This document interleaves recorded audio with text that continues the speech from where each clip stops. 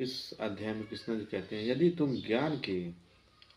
यदि तुम यह अभ्यास नहीं कर सकते, ज्ञान के अनुशीलन में लग जाओ, ठीक है, लेकिन ज्ञान से श्रेष्ठ ध्यान है, और ध्यान से श्रेष्ठ है कर्म फलों का परित्याग, क्योंकि ऐसे त्याग से मनुष्य को मन की शांति प्राप्त होती है। क्योंकि ऐसे त्याग से मनुष्य को मन की शांति प्राप्त होती है। मन की शांति प्राप्त, इसमें कहा गया है कि जैसे हमें अपने कर्म को, जैसे हम अपने कर्म कर रहे हैं, ठीक है, कर्म करते हैं तो बहुत सारी चीज़ें होती है कि हमको फल नहीं मिल रहा है इस चीज़ का, हम कर्म करते जा रहे हैं, तो उससे क्या होता है ना कि हम अपने फल की चिंता में रह जाते हैं।